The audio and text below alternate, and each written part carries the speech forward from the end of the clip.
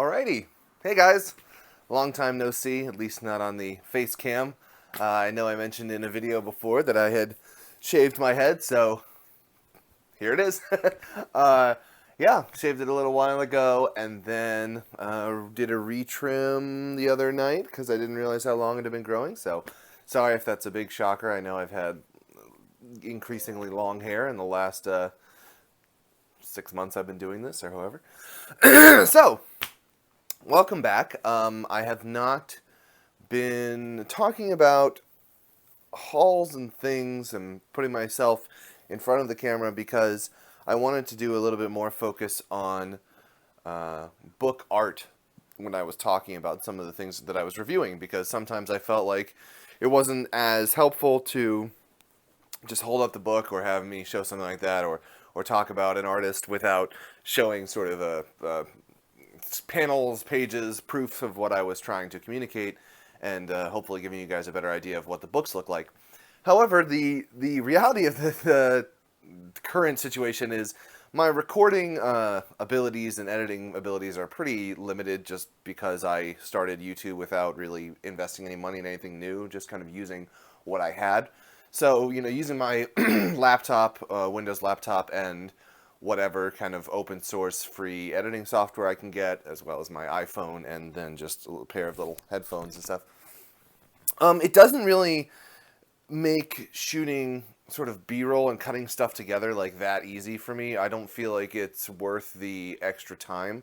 So, unfortunately, what that tends to mean is that videos are either going to be probably from the first-person perspective, sort of looking down at books in the future, or from this perspective if there's more discussion-based stuff. So I am planning on upgrading my editing software and computer and everything towards closer to the end of 2016. But for right now, just to let you know, it's probably going to be more of one or the other instead of a mix of the two, because the hassle of going through doing both of them is a little bit much when my computer's a little chunky and everything. So.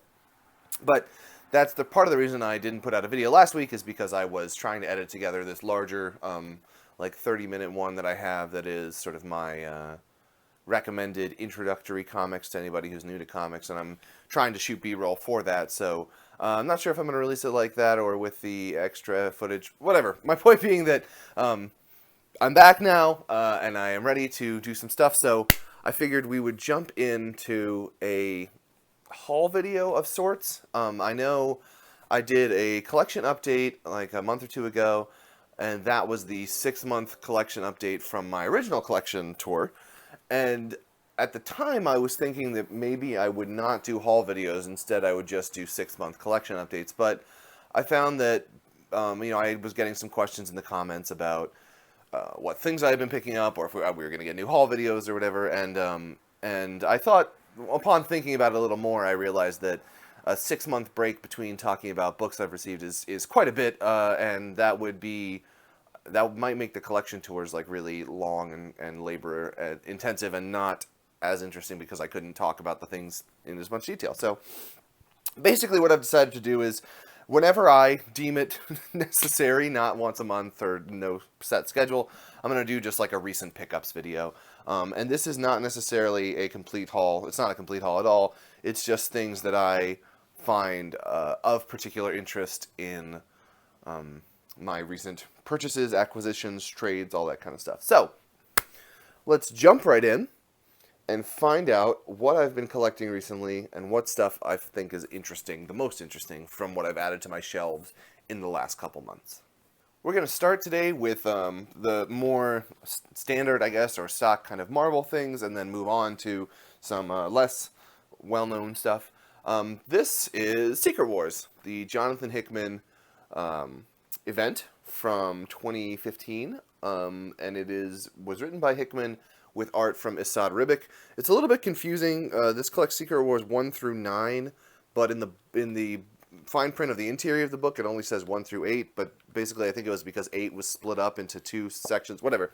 But I am very excited to read this. I know a lot of people probably picked this up. This is an oversized hardcover. It was $50, which is, pretty expensive for what is ultimately basically a deluxe edition that Marvel would usually sell for $34. So a little bit of a bump up cost because it's an event, I guess. And this is very cool because it caps off Hickman's like long-standing and very complex run at Marvel, which started with Secret Warriors, as far as I understand it. And I've been collecting on, if you can see on the shelves behind me, probably. I've been collecting all of the stuff that he's been doing so far, so I'm basically getting myself ready for a big Hickman read-through of Marvel, which includes Secret Wars, the Fantastic Four books, and then all of his Avengers run, and New Avengers run, up until this book. So, lots of different things to read from Hickman, and I'm excited to jump into it. This book has really nice art from Asad Ribic. If you have ever seen his stuff, it has a really nice, I wouldn't say painterly quality, but a highly detailed and very, very cool style. And it's kind of the mashup of the Ultimate Universe and the regular universe, and everything is coming together, and then it was supposedly reset for all new, all different Marvel. So, just wanted to mention that real quick, because I like the idea of that huge capstone story, or the huge story, and then having this as the capstone of it from Hickman. So, very cool. Secret Wars, a lot of the stuff in Hickman's run now is out of print, unfortunately, in omnibus form. Secret Warriors and Fantastic Four are harder to find in omni form, but I think there's complete collections for all of it, so, or at least nice trade paperbacks. So go check it out if you're into big, cosmic, huge, spanning, crazy events. Next up is a pair of Captain America books, actually. Appropriate since, not Winter Soldier, since Civil War is releasing tomorrow, I believe, from when I'm recording this. So, just wanted to talk about two books. One I recently picked up that was a reprint, and that is the Captain America Volume 1 Omnibus, which is the Stan Lee and Jack Kirby run on Captain America, which ran through Tales of Suspense up into Cap getting his own series. So this one collects 59 through 99 in Tales of Suspense, which are 12-page short stories, as well as Captain America 100 through 113. So the first 13 issues of Captain America's own series, which this is the cover to the issue number 1 of Captain America's series. So very excited to get this because it has, I mean, honestly for me, Kirby and Steranko as the creative teams on that, like, you can't ask for a better Silver Age collection than this. This is the stuff that was going on, like, in the late 60s, I think, like, 67 through 69, or around there. And it was after, you know, Captain America is obviously a Golden Age character from the 30s, and Jack Kirby had worked on him then, but bringing it into Marvel, and Stan Lee sort of, you know, scripting, generally writing, editing this whole time period. He was in, Captain America was in a split magazine with Iron Man and Captain America. That was Tales of Suspense. Eventually, Tales of Suspense went off into a Captain America book, and then Iron Man got his own book when they split up. But lots of cool content in here. If you're into Silver Age stuff, like mid-60s art from Kirby, and then, like I said, Steranko does like 3 or 4 issues at the end. Would highly recommend picking this up. This was reprinted just last week. It had been out of print for a while, and then Volume 2 was released maybe a month or 2 ago. So check it out if you're into the old Silver Age Captain America stuff. It is now available again for a reasonable price. I got this for $62 or whatever it was when it was released and discounted, so give it a whirl. And then the companion piece to this is something I'm very happy to have, because I had wanted it for a while, and I had just kind of slept on it. It was one of those books, it was kind of like the Straczynski Thor, where it was like a $75, $65 book when it came out. It went out of print relatively quickly, and then I think a lot of people were just sleeping on it because everybody thought it was going to stay kind of cheap. And then in the last 4 months or so, 3 or 4 months, this book had skyrocketed in price up to the, you know, $150 or maybe even more, or depending on what it is, the condition and stuff. So that is the Jack Kirby Captain America Omnibus, and this collects the, it's a little bit confusing, Captain America 193 through 214, as well as Captain America Annuals 3 through 4, and the Marvel Treasury Special featuring Captain America's bicentennial battles. So this book is from the later 70s run that Jack Kirby did on Captain America when he was writing and editing it. This is when Kirby came back to Marvel Comics, was doing things like Devil Dinosaur, The Eternals, and Captain America, and he was going sort of into Kirby space weirdo land.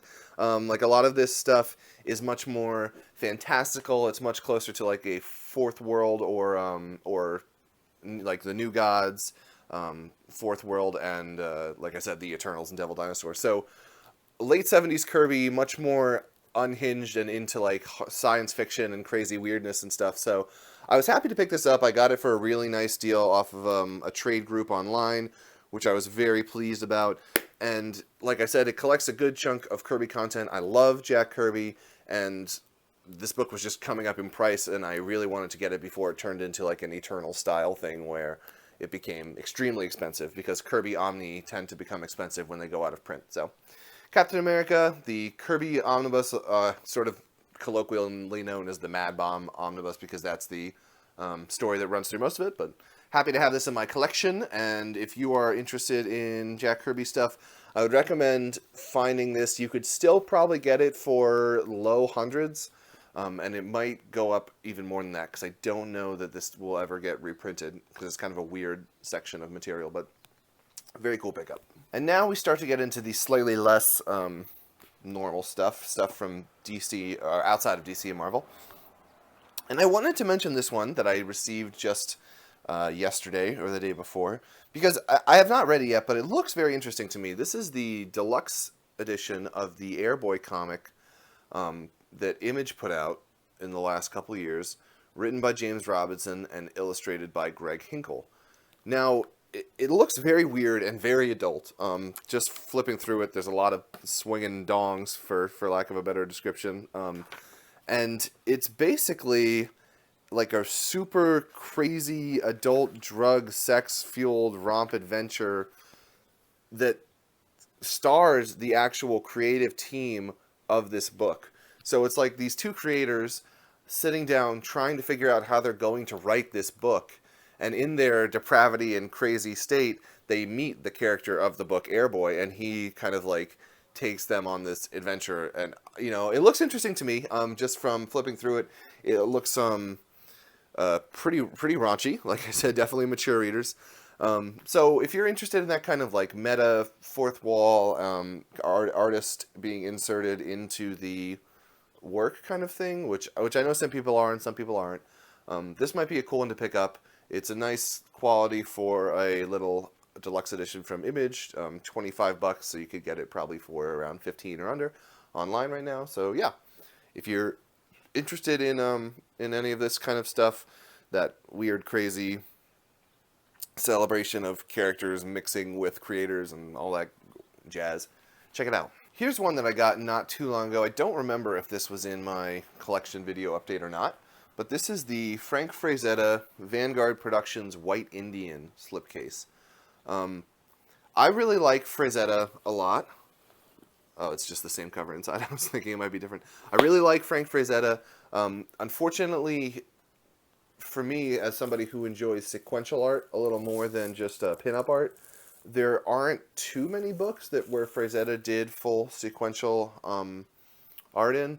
This is one of the ones where he had more sequential pieces than most other books. Like a lot of times he would sort of do one or two issues on something, or this was back in the golden age, so it was shorter stories, like maybe 3 or 4 shorter stories in one magazine instead of like a continuous long story. So this is basically the story. I have not read it yet, but as far as I can tell, it's the story of a white man going to live amongst the Indians in the American West and sort of like figuring out life with them. It has really beautiful golden age style art. It's something that you have to be into a little more than maybe modern comics where it's more story based. This is definitely more of a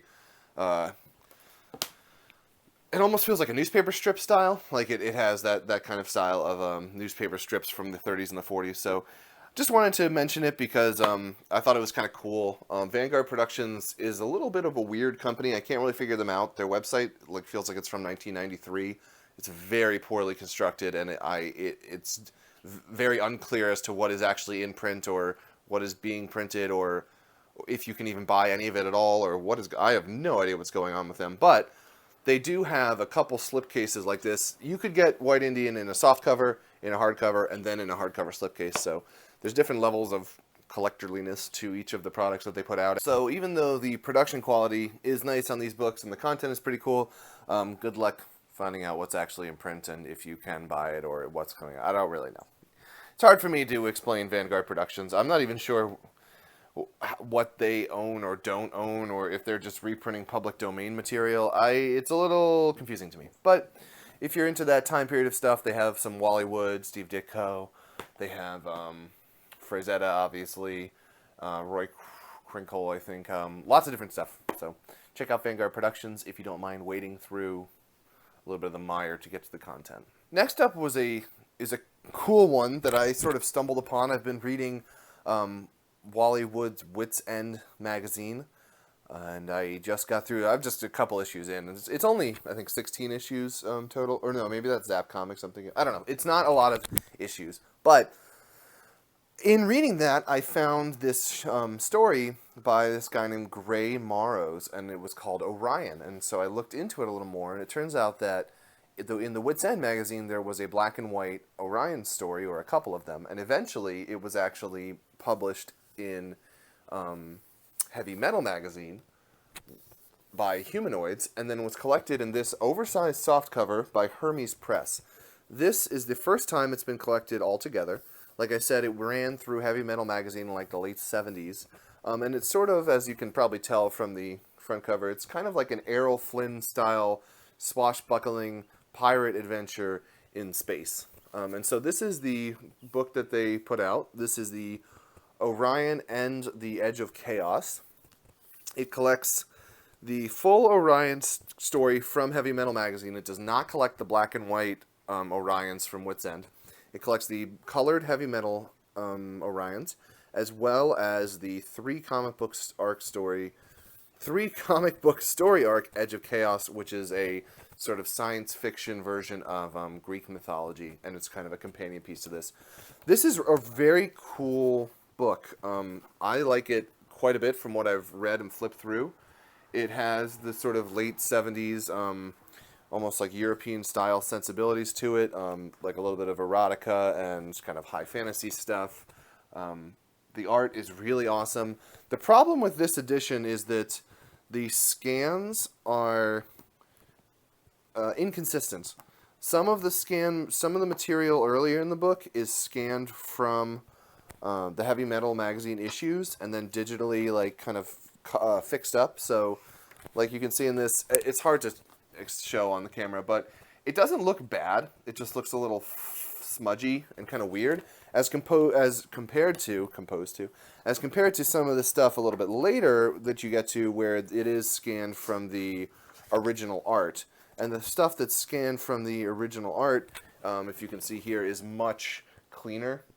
Like the line definition and the words and everything is of a higher, resolution and cleaner because it is original art that you can scan from instead of having to clean up copies of the magazine. And then, unfortunately, Edge of Chaos suffers from the same thing, so it is a little bit out of...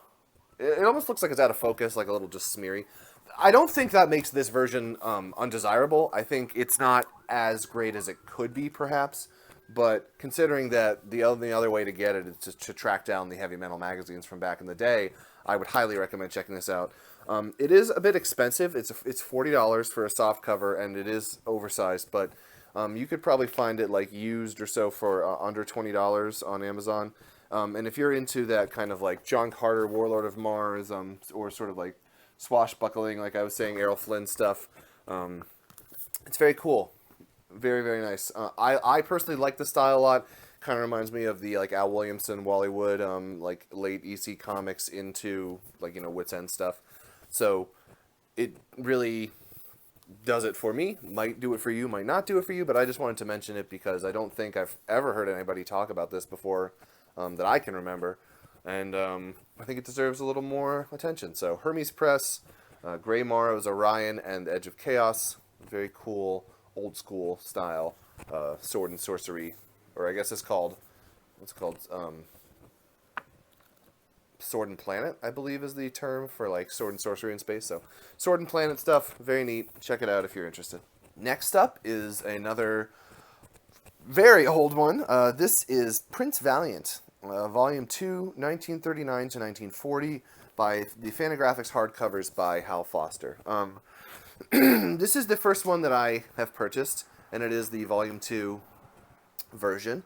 Or it is the Volume 2 number. It's not Volume 1. Volume 1 is out of print at the moment and is a little bit harder to find, so I have not gotten around to picking it up yet. I just wanted to start collecting the series, and Volume 2 was the easiest available one to find.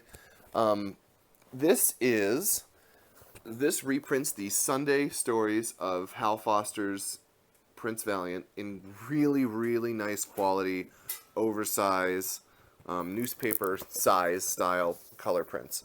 It's really, really lovely collection. I got into this because I had the Hal Foster Tarzan books from Dark Horse, which are behind me, which are enormous. They're huge. They have to be like at least 12 by 17. They must be bigger than that. Huge, big newspaper style prints from his run on Tarzan, and I love his Golden Age style. Like that time period of late 30s or mid to late 30s in comic strip stuff was very focused on like draftsmanship and composition of people and the world around you, and it's really gorgeous. It has like a strong emphasis on figure drawing and the ability, you know, with Tarzan or with Prince Valiant to capture kind of human muscle movement and the way that humans move and interact and stuff, but then also kind of transported, you know, in this sense into this medieval kind of fantasy thing, and in the Tarzan sense to like the Edgar Rice Burroughs kind of style. Certainly not for everyone. This is basically dialogue free. You know, the way Hal Foster constructs his stuff is through like little I don't want to call it synopses, but little sort of text bubbles in every panel, and most of them are it's pretty much universally like a 9-panel spread of some variety. But if you are into the really high quality draftsmanship from the 30s and 40s that these Sunday comic strip people were doing, I mean, look at this stuff. It's just gorgeous. To me, it's totally gorgeous. Might not be for you, but if you are at all interested in that style and that time period of comic book strip work and how much it influenced everything going forward, you know, because from this stuff we get, like I was saying, the Wally Woods, the Al Williamsons, the Gray Morrows. Who are the other people? I'm blanking on it, but a number of other people, we get a lot of influence from that. So it's nice to go back and see this stuff and really appreciate the glory of the old school 30s Sunday strip stuff. And finally, to wrap this up, here's a really big, oversized book that I was unaware of when it came out, but I quickly picked up when I figured out what exactly it was. This is from Fantagraphics, and it is the complete Guido Crepa Volume 1. It's spelled Crepax. I'm going to say it Crepa, because I think that's how you say it, but it might be, I can't imagine it's a hard X. But either way, this is from, let me see, is he Italian? Yep. I was trying to figure out if he was French or Italian because I believe I mistakenly credited the creator of Corto Maltese, who I'm looking at right now but totally blanking on, as being French, but in fact he was Italian. So here we go. Italian comics creator Guido Crepa. Really, really interesting stuff. This is the first volume of what's going to be, I think, like a 12-volume set of his complete stories. This one is called Dracula, Frankenstein, and Other Horror Stories, and his style is black and white horror, erotica, fantasy stuff. I mean, this volume particularly focuses on horror, but it is mostly kind of an erotica. It's a mix of everything, but like, my God, the art is amazing. It's completely and totally beautiful. I really love it. He's famous for this woman on the front cover. Her name is, I think, Valentina. This is her right here. I don't know how edgy I can get without YouTube striking against me or anything. It's not that bad, but Valentina is kind of his like heroine. I think she starts off as like a superhero sidekick in one of these stories, and then quickly blossoms into what he became most known for. And she sort of has these fantastical erotic adventures through different stories and with different people, different time periods, and it gets all crazy and kooky and weird, and there's huge foldouts. It's really difficult to show the complete glory of this book on film without seeing it. Like I just can't imagine anybody who would, if you're into, European or indie style black and white comics, I think this is one of the most important things that I've seen come out in recent memories, and I'm so glad that Fantagraphics is collecting this kind of thing for us. It's a little bit expensive, you know, $75, but it's like an absolute or an over. It's really quite a large book, and there's going to be, like I said, a number of these. This is, as the spine indicates, Volume 1. So yeah, if you're interested at all in European black and white horror erotica stuff, which I know is drilling down to a particular subset of a particular genre, I would highly recommend the Complete Crepa Volume 1, where you can check out some of his stuff and then see if that's interesting for you to move on to the feature volumes. So, and that's everything for today. That is a list of the things that I find most interesting that I picked up in the last couple months, or the last month or two. And yeah, there's other things I picked up, but mostly they're sort of completing runs, you know, different X-Men or Avengers book here and there, and those are kind of cool. Maybe I'll talk about them eventually when I finish reading the whole thing, but it's not that interesting to spotlight right now. So coming up, I have a bunch of different things, you know, continuing to do reviews, continuing to do some previews and haul stuff, as well as discussion and opinion pieces whenever it seems appropriate.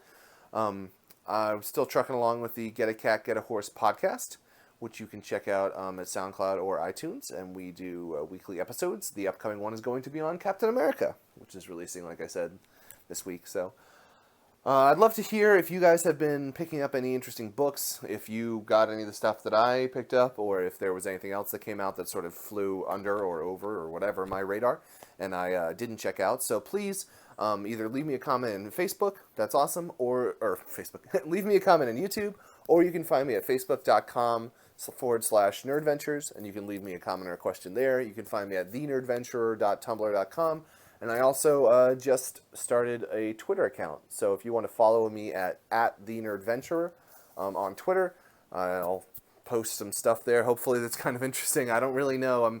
To be honest with you, I'm kind of having a difficult time differentiating what I would want to post on Twitter versus Instagram versus Facebook versus Tumblr, and I don't want to give everybody the same thing on every platform, so I'm not exactly sure how I'm going to use that variety of things, but anyway, there's lots of ways to get in contact with me. I love answering questions on Tumblr. The Ask Me Anything feature is really fun, and yeah, please keep following, subscribe, like if you liked it, dislike if you disliked it, leave me a comment saying why you did like or did not like this video, and I will see you guys in the next one, where we will talk about more comics. I don't know exactly what about more comics, but certainly comics of some variety. So thank you guys so much for watching, as always, and I really appreciate your time and viewership.